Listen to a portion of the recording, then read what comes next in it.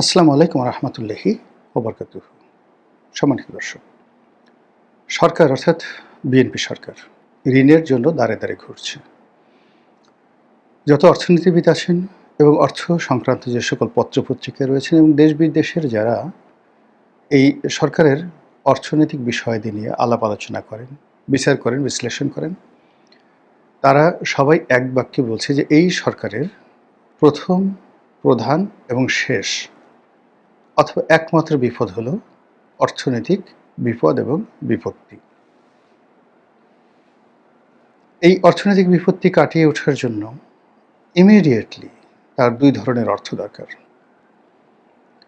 একটি অর্থ হলো অভ্যন্তরীণ যে উৎস রয়েছে সেই উৎস থেকে টাকার মান বজায় রাখার জন্য বা টাকার মানকে ধরে রাখার জন্য অভ্যন্তরীণ উৎস থেকে টাকা দরকার।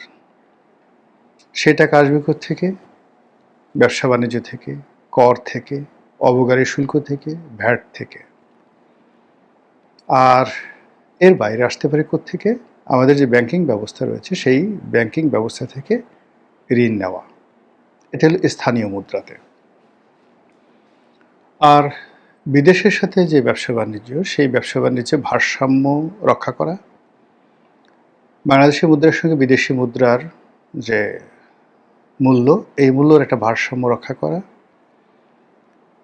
আমরা বিভিন্ন সময় বিদেশ থেকে যে ঋণ নিয়েছি তার পরিমাণ এখন সম্ভবত 1,00,000 মানে 25,000 কোটি ডলার, মানে 125 বিলিয়ন মার্কিন ডলার।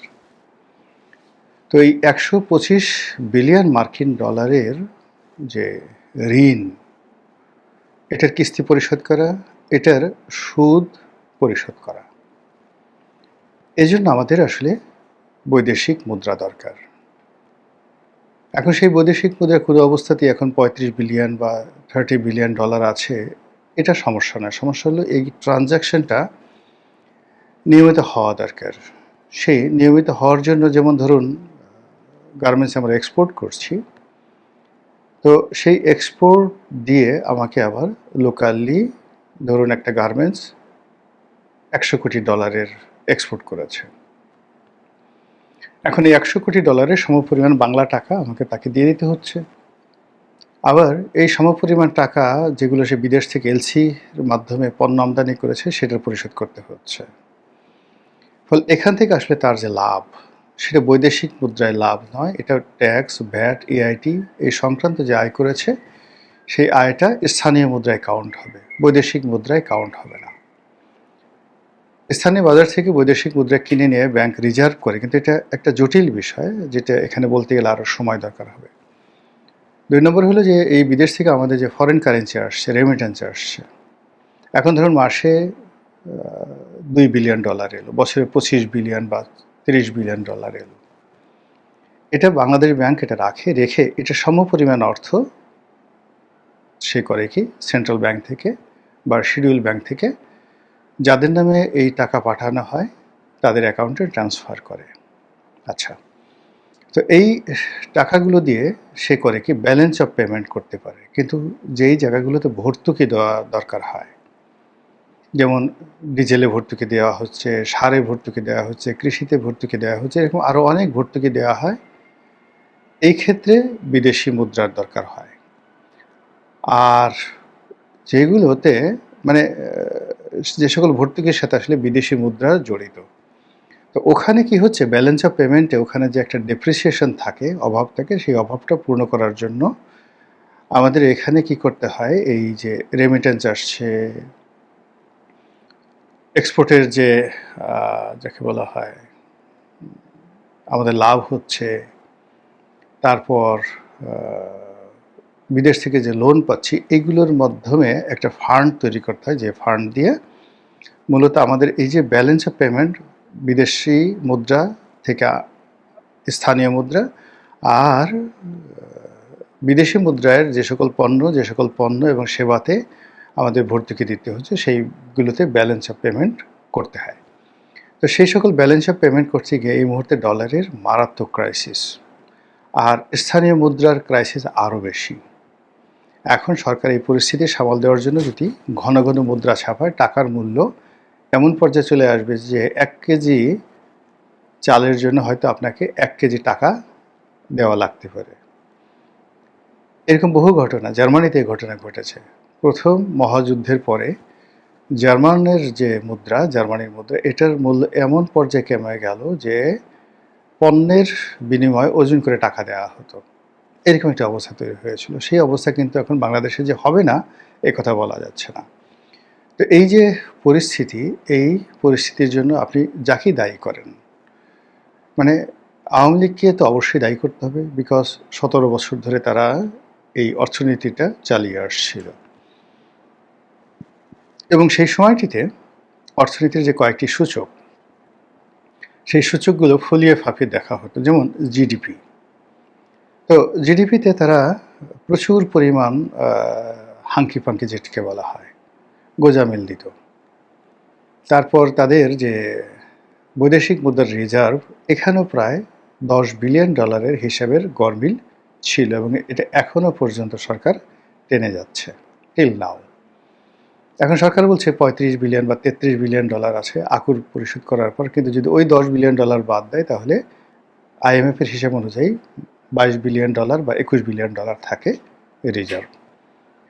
এ গেল দুটো। 3 নম্বর হলো যে এই জাতীয় বাজেট, সরকারকে বাহাদুরি দেখানোর জন্য বিশাল একটা বাজেট তৈরি করা হতো, এবং এই বছর সেই বাজেটটা আরও সীমা অতিক্রম করে 9 লক্ষ কোটি টাকার একটি বাজেট প্রণয়ন করা হবে। এখন এই 9 লক্ষ কোটি টাকা সরকার কোত্থেকে আনবে?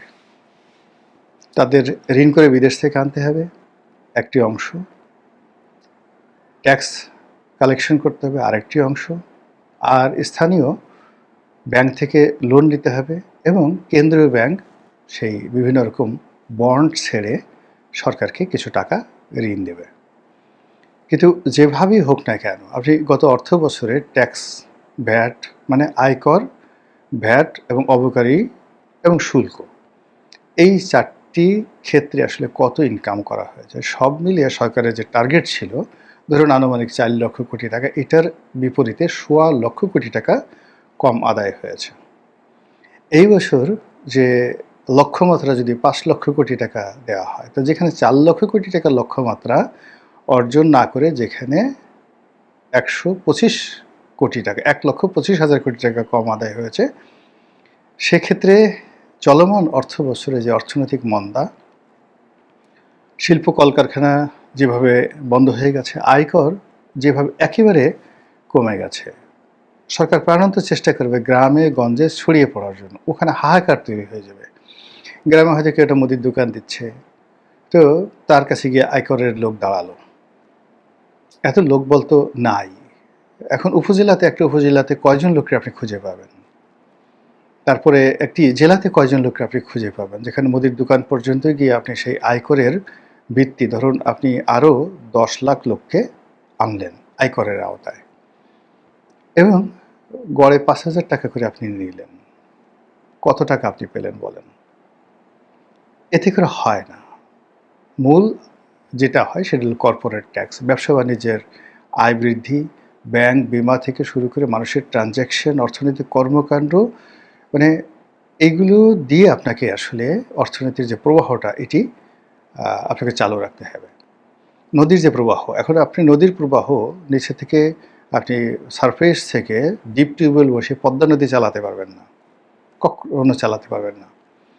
এটার একটা সার্কেল আছে, আকাশ থেকে বৃষ্টি পড়ে, ভূগর্ভস্থ পানির একটা স্বাভাবিকতা থাকে, সাগর থেকে সেই জোয়ারের সময় পানি আসে, আবার ভাটার সময় সেখান থেকে চলে যায়, উজান থেকে সেই ঢলের পানি নেমে আসে, মানে গঙ্গোত্রী হিমবাহ থেকে, কৈলাস টিলা থেকে যে প্রবাহ, এইগুলোর একটা সার্কেল আছে। সেই সার্কেলের সঙ্গে জলীয় বাষ্প সব মিলিয়ে পদ্মা, মেঘনা, যমুনা, ব্রহ্মপুত্র, এইসব বড় বড় নদীর প্রবাহ ঠিক থাকে। কিন্তু আপনি যদি একটা পুকুর, ছোট্ট একটা পুকুর, সেটি বৃষ্টি পানিতে ভরতে চান, ইটস ওকে, বা ছোট্ট একটা পুকুর বা সুইমিং পুল আপনি সারফেসের পানিতে ভরতে চান, সেটা ওকে। তো একটা রাষ্ট্রের যে টোটাল অর্থনৈতিক যে প্রবাহ, এই অর্থনৈতিক প্রবাহ অনেকটা প্রাকৃতিক যে নদীর প্রবাহ বা সমুদ্রের যে প্রবাহ, ঠিক ওই রকম অর্থনীতিটা।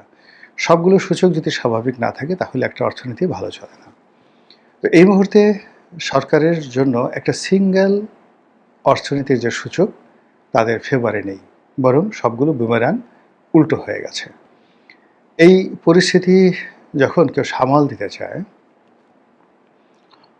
তখন তাকে সেই যে ব্রিটেনের যখন বিশ্বমন্দা গেল দ্বিতীয় বিশ্বযুদ্ধের পরে এবং প্রথম বিশ্বযুদ্ধের পর, বা ইংল্যান্ডে বাইরে গিয়ে আমেরিকাতে যে বিশ্বমন্দা শুরু হলো, দ্য গ্রেট ডিপ্রেশন 1927 থেকে 1933, এই 5টি বছর, ঠিক ওই সময়টিতে যেভাবে তাদের অর্থ ব্যবস্থা চলেছে, যেভাবে সরকারকে সংকুচন নীতিতে চলতে হয়েছে, যেভাবে মুদ্রা বাজারকে সংকুচিত করতে হয়েছে এবং সরাসরি রাষ্ট্রীয় ব্যয় 1/3 নামিয়ে আনতে হয়েছে, মিলিটারিকে কাটছাঁট করতে হয়েছে, পুলিশকে কাটছাঁট করতে হয়েছে, রাষ্ট্রীয় কর্মকর্তা কর্মচারীদেরকে চাকরি থেকে বাদ দিতে হয়েছে, এর কোনো বিকল্প নাই। এছাড়া এই ধরনের মহামন্দা মানে কখনো কেউ মোকাবেলা করতে পারেনি। হিটলার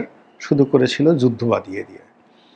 হিটলার যেটা করতো সেটা হলো অন্য দেশগুলো দখল করত, তারপর সেখানকার ট্রেজারি চুরি করে তারপর শেষে পরিস্থিতি সে সামাল দিয়েছিল।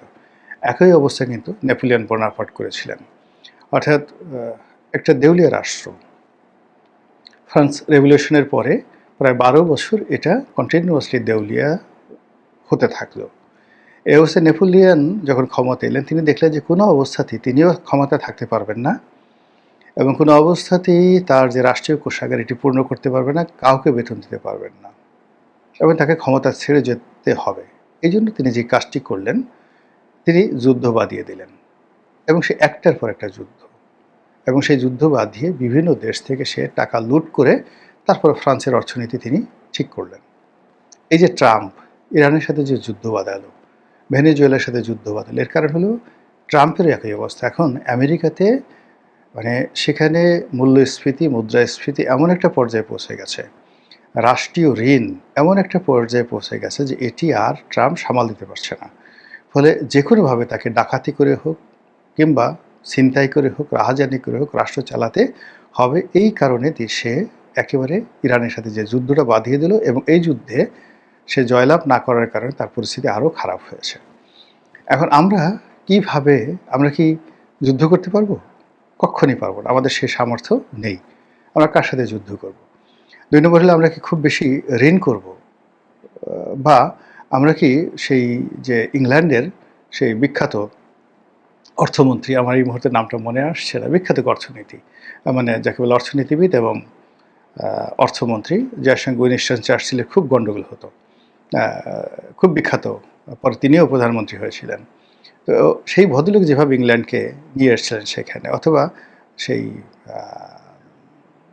মার্কিন প্রেসিডেন্ট, সেই দুইজন যে মার্কিন প্রেসিডেন্ট, খুবই রোগাসুগা একজন মার্কিন প্রেসিডেন্ট, তার নাম ওই মুহূর্তে আমার মনে আসছে না, আপনারা ইতিহাস থেকে দেখে নেবেন গুগল থেকে, 1925 সাল থেকে 1933 সন পর্যন্ত। এরপরেও তিনি হয়েছিলেন, এই প্রবলেমটা তিনি সলভ করেছিলেন, সেই গ্রেট মহামন্দা।